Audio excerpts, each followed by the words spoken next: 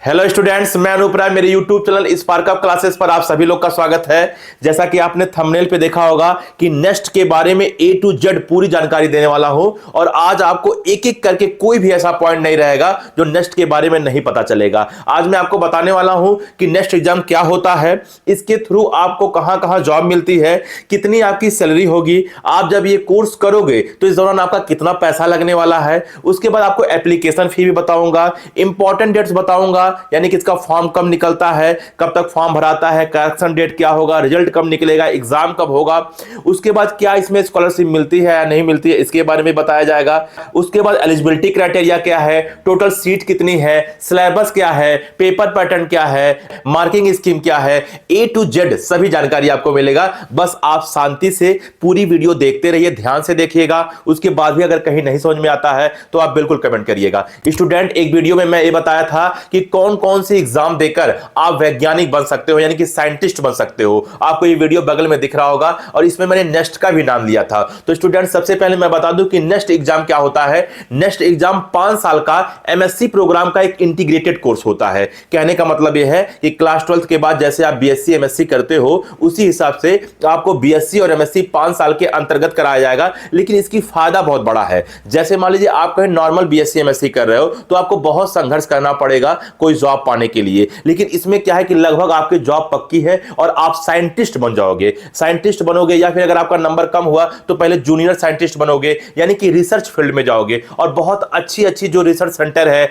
जैसे आपका बार्क हो गया, भाभा एटॉमिक रिसर्च सेंटर, आप उसमें जाओगे। टिफर का नाम आप सुने होंगे, आईआईएससी बेंगलोर का आपने नाम सुना होगा। ये सब बहुत ही अच्छे रिसर्च सेंटर है, आपको यहां जॉब मिलेगी और आपकी जो सैलरी होगी स्टार्टिंग लगभग मान के चलिए 80,000 रुपए से 1 लाख रुपए तक होगा। वैसे अभी सैलरी के बारे में विस्तार जानकारी मैं आपको दूंगा, लेकिन मैं बातों बातों में आपको बता दिया तो आपको एक बात पता चल गया होगा कि नेक्स्ट एग्जाम आपका क्लास 12 के बाद होगा। आप इस एग्जाम को देकर 5 साल का इंटीग्रेटेड एमएससी कोर्स कर सकते हो, जिसके थ्रू आप साइंटिस्ट बनोगे, यानी कि रिसर्च फील्ड में जाओगे। ठीक है। अच्छा स्टूडेंट, एक बात और बता दूं कि ये जो एग्जाम है वो आपका नाइजर भुवनेश्वर और आपने सीईबीएस का नाम सुना होगा जो कि मुंबई में है, ये दोनों संस्था मिलकर कराती है। तो चलो ठीक है, एक एक करके देखते हैं कि नेक्स्ट क्या है, जो कि मैंने आपको बता ही दिया नेक्स्ट क्या है, लेकिन फिर भी मैं लिखा लिखाया लाया हूं, एक बार देख भी लेते हैं क्या है। ठीक है।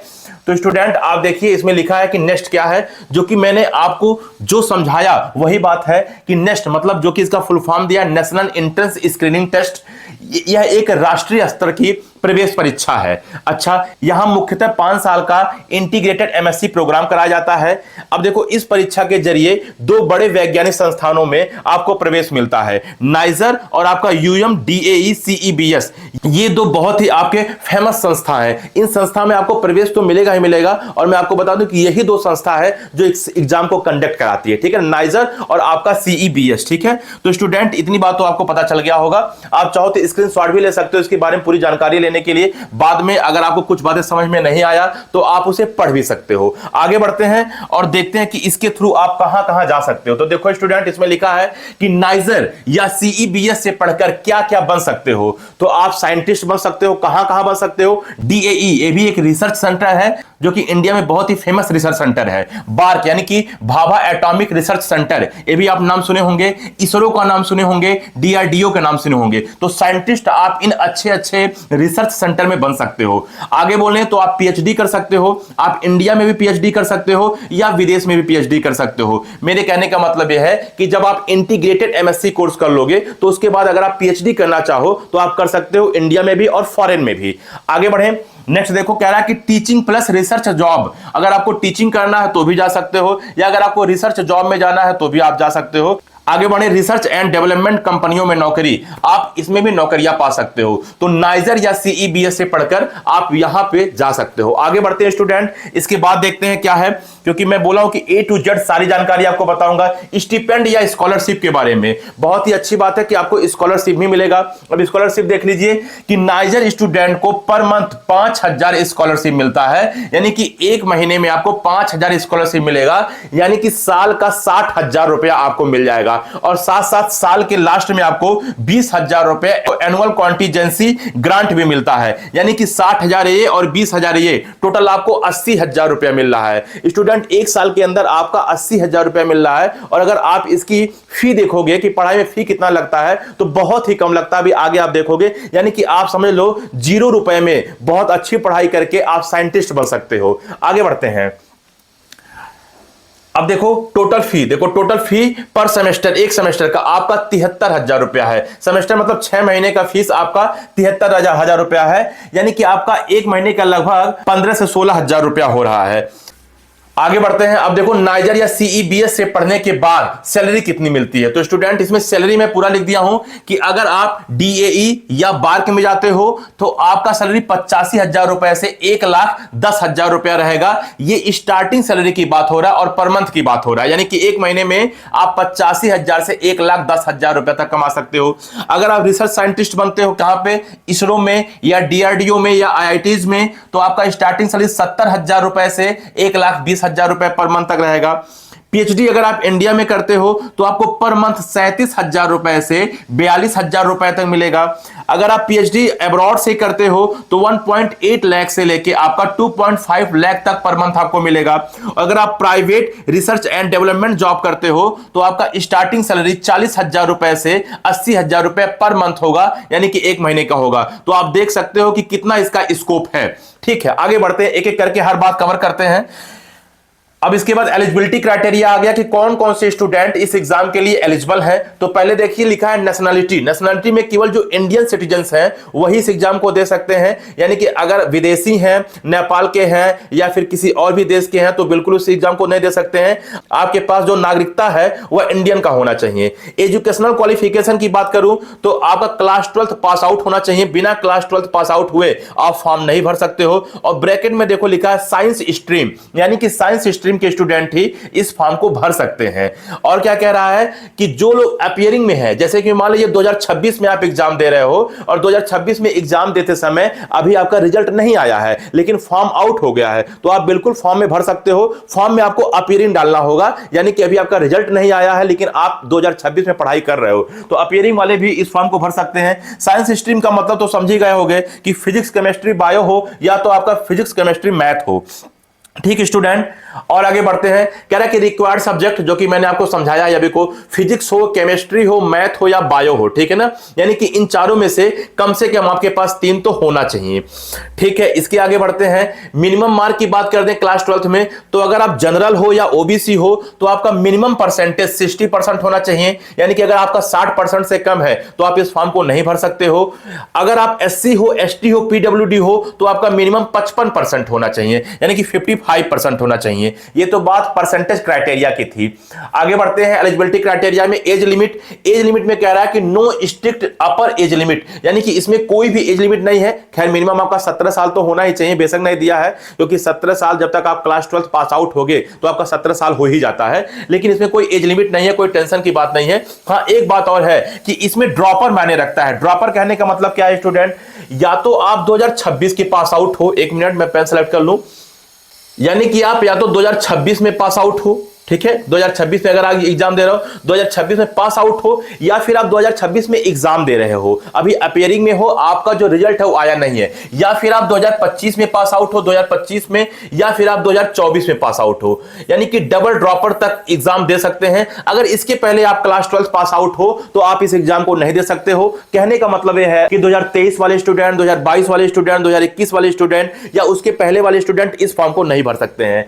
2026 में, 2025 में, 2024 में अगर आप पास आउट हो तो आप इस फॉर्म को भर सकते हो। तो ये बात थी। चलिए आगे बढ़ते हैं नेक्स्ट। ठीक है, अब कह रहा है एक्सेप्टेड बोर्ड्स, कौन कौन से बोर्ड को ये एक्सेप्ट करता है। तो कह रहा है all recognised boards are accepted, यानी कि जितने भी आपके रिकॉग्नाइज्ड बोर्ड हैं वो एक्सेप्टेड हैं। कहने का मतलब सीबीएसई के हो, आईसीएसई के हो या स्टेट बोर्ड के हो, जैसे आपका यूपी बोर्ड हो गया, बिहार बोर्ड हो गया, या एनआईओएस से आप पास आउट हो तो आप इस फॉर्म को भर सकते हो। किसी भी बोर्ड से हो, अगर वो रिकॉग्नाइज्ड बोर्ड है तो आप बिल्कुल इस फॉर्म को भर सकते हो। चलिए अब टोटल सीट की बात कर लें कि सर इस एग्जाम को अगर देते हैं तो टोटल सीट कितनी होती है। तो नाइजर में आपका 200 सीट है यानी कि 200 सीट है, और आपका जो डीएई सीईबीएस है उसमें 57 है। इसका मतलब टोटल आपका 257 सीट है, 257 सीट्स है। ठीक, तो इसका मतलब आपका जो कंपटीशन है वो हाई रहने वाला है। आगे बढ़ते हैं, अब बात करते हैं paper pattern and marking scheme की। तो स्टूडेंट आप देखो कि इसमें 4 सेक्शन है, फिजिक्स, केमिस्ट्री, मैथ और बायोलॉजी, और प्रत्येक सेक्शन में आपका 20-20 क्वेश्चन है, यानी कि टोटल क्वेश्चन आपका 80 है। अगर हम टोटल मार्क्स की बात करें तो 240 है। इसका मतलब एक क्वेश्चन आपका 3 नंबर का है, अगर आप सही करते हो तो 3 नंबर आपको मिलेगा। टोटल ड्यूरेशन 3 घंटा 30 मिनट यानी कि 3.5 घंटे का पेपर है। टाइप ऑफ क्वेश्चन जो है वो एमसीक्यू है, यानी कि मल्टीपल चॉइस क्वेश्चन है।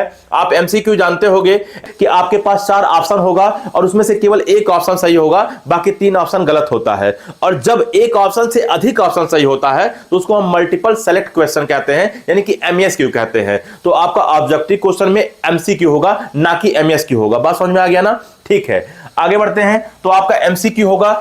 आगे बढ़ते हैं, आपको करेक्ट आंसर पे 3 नंबर मिलेगा। अगर आप गलत करते हो तो आपका 1 नंबर माइनस हो जाएगा, और अगर आप क्वेश्चन अटेंड नहीं करते हो तो आपको कोई नंबर नहीं मिलेगा, ना नंबर मिलेगा ना नंबर कटेगा। ठीक है, एक बात और स्टूडेंट देखो, नोट लिखा है, बहुत ही इंपॉर्टेंट नोट है ये।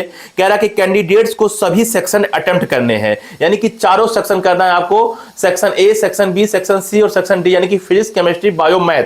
आगे बढ़े, लेकिन मेरिट रैंकिंग में बेस्ट 3 सेक्शन ही काउंट होंगे। लेकिन जब आपका मेरिट रैंकिंग बनेगा, यानी कि जब ये देखा जाएगा किस स्टूडेंट का सिलेक्शन हुआ है, तो उसमें से जो बेस्ट 3 होगा वही केवल काउंट होगा। कहने का मतलब है कि आप चारों कीजिए, चारों में से जिसमें आपका नंबर सबसे कम होगा, मान लीजिए आपका नंबर मैथ में सबसे कम है तो मैथ को छोड़ दिया जाएगा, फिजिक्स, केमिस्ट्री, बायो के आधार पर आपका मेरिट रैंक बनेगा। मान लीजिए मैथ वाले स्टूडेंट है, उनका बायो कमजोर है, अब वो बायो नहीं कर पाए हैं, बायो बहुत कम नंबर पाए हैं, तो आपका मैथ, केमिस्ट्री और फिजिक्स काउंट किया जाएगा। हो सकता है भाई आपने चारों किया, केमिस्ट्री आपका कमजोर है तो आपका फिजिक्स, मैथ और बायो ही काउंट किया जाएगा। यानी कि करना तो आपको चारों है, आपको छोड़ के नहीं आना है, करना तो आपको चारों है, और उन चारों में से जो बेस्ट 3 सब्जेक्ट होगा उसी पे आपका मेरिट रैंक बनेगा। ये बात आप ध्यान देना। अच्छा, तो ये बहुत ही इंपॉर्टेंट नोट था। अच्छा बताओ, जब 3 सब्जेक्ट पे ही आपका मेरिट रैंक बनेगा तो आपके टोटल क्वेश्चन कितना हो रहा है? 20-20-20 यानी 60 क्वेश्चन, और प्रत्येक क्वेश्चन चूंकि 3 नंबर का है तो 3 नंबर का यानी कि 180 मार्क, यानी कि जो आपका मेरिट रैंक बनेगा वो 180 मार्क के आधार पर बनेगा। चलिए, एग्जाम लेवल कह रहा है, एग्जाम लेवल क्या है? तो ये एक अंडर ग्रेजुएट एग्जाम है, ठीक है, नेशनल लेवल का एग्जाम है। एग्जाम फ्रीक्वेंसी 1 ईयर, यानी कि 1 साल में केवल एक बार होगा। मोड की बात करते तो ऑनलाइन पेपर होता है, इसका ऑफलाइन पेपर नहीं होता है। और मोड में आपका इंग्लिश एंड हिंदी, जो आप फॉर्म भरते समय सेलेक्ट करोगे उसी लैंग्वेज में आपका पेपर आएगा। जैसे अगर आपने इंग्लिश अगर लैंग्वेज सेलेक्ट किया है तो पेपर आपका केवल इंग्लिश में होगा, अगर आपने हिंदी सेलेक्ट किया तो आपका पेपर हिंदी में होगा। आएगा तो केवल एक लैंग्वेज में, लेकिन डिपेंड करता है कि आप एप्लीकेशन फॉर्म भरते समय उसमें कौन सा लैंग्वेज सेलेक्ट की हो। ठीक, अच्छा अब देखिए एक बात और है, सब्जेक्ट वाइज क्वालिफाइंग मार्क, यानी कि आपको प्रत्येक सब्जेक्ट में कम से कम इतना नंबर तो लाना होगा। क्या कहना चाहते हो सर?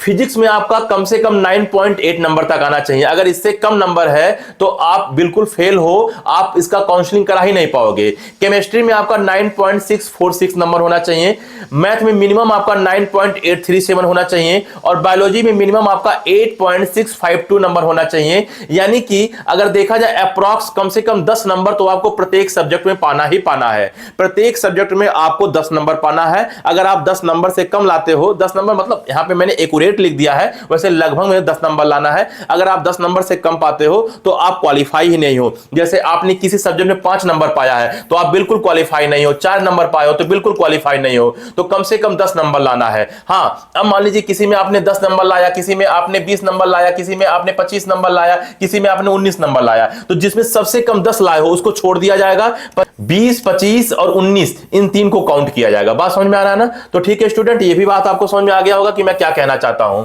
ठीक है, अब क्या कह रहा कि यह केवल जनरल या ईडब्ल्यूएस के लिए है, से सभी कैटेगरी का इससे कम होगा। यानी कि जो मैंने आपको क्वालिफाइंग मार्क्स बताया वो केवल जनरल या ईडब्ल्यूएस के लिए बताया है। अगर आप ओबीसी हो, एससी, एसटी, पीडब्ल्यूडी हो तो आप इससे 1-2 नंबर कम मान के चलो। ठीक, आगे चलते हैं। अब देखो कट ऑफ क्या रहेगा।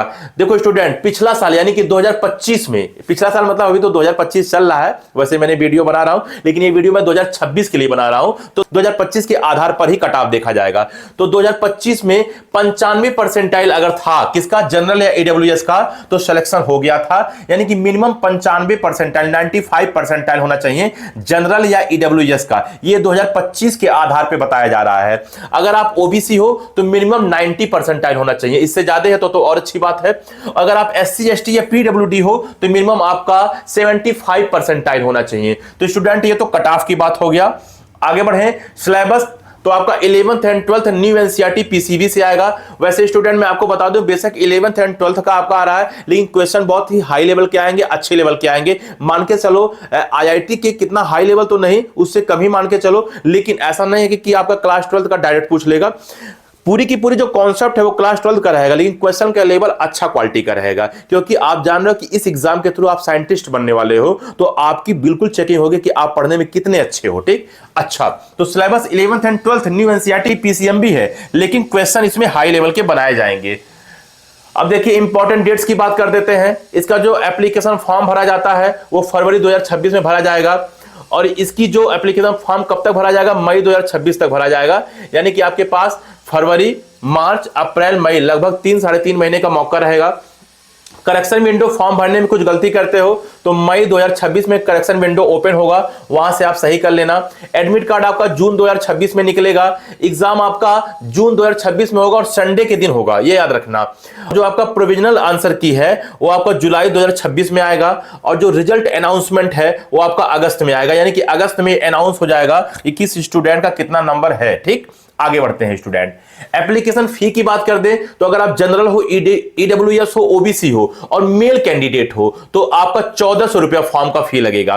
और अगर आप एससी हो, एसटी हो, पीडब्ल्यूडी हो और मेल कैंडिडेट हो तो 700 रुपया लगेगा, और ऑल कैटेगरी फीमेल 700 रुपया लगेगा। तो ये एप्लीकेशन फी हो गया। तो स्टूडेंट ये हमारी पूरी की पूरी बात रही, जिसमें मैंने आपको एक एक चीजें जो शुरुआत में बताया वो कवर किया, यानी कि ए टू जेड नेक्स्ट के बारे में बता दिया। तो स्टूडेंट अगर आपको इसी प्रकार से आईआईटी एग्जाम के बारे में जानना है तो आप कमेंट कर देना, लिख देना आईआईटी डिटेल, तो उस पर भी वीडियो बना दिया जाएगा। स्टूडेंट एक बात और है कि अगर आपको किसी भी प्रकार की हम लोगों से हेल्प चाहिए तो आपको एक नंबर दिख रहा होगा 8957391589, आप इस पर व्हाट्सएप मैसेज कर सकते हो और आपकी जो डाउट है वो डाउट लिखकर भेज सकते हो। आप देखोगे कि आपके पास एक क्यूआर कोड जाएगा, आप 200 का पेमेंट करके हम लोगों से कॉल पर बात कर सकते हो, और अगर आपकी डाउट हम लोग सॉल्व नहीं कर पाते हैं तो आपका पैसा उसी अकाउंट में रिफंड कर दिया जाएगा। तो ठीक है स्टूडेंट, इस वीडियो में इतना ही। इसी प्रकार से मैं 10 आपको साइंटिस्ट बनने का तरीका बताया था, और एक एक तरीके पे मैं वीडियो बनाता रहूंगा। आज नेक्स्ट कवर किया, अगला वीडियो में आईआईटी कवर करूंगा, फिर उसके बाद जो भी एग्जाम्स होगा स्टूडेंट कमेंट करते हैं तो उसको भी बनाया जाएगा। तो आप ये वाली वीडियो भी देख लीजिएगा, इसको मैंने स्टार्टिंग में भी बताया था। तो ठीक है स्टूडेंट, इस वीडियो में इतना ही। मिलते हैं अगले वीडियो में, तब तक के लिए जय हिंद।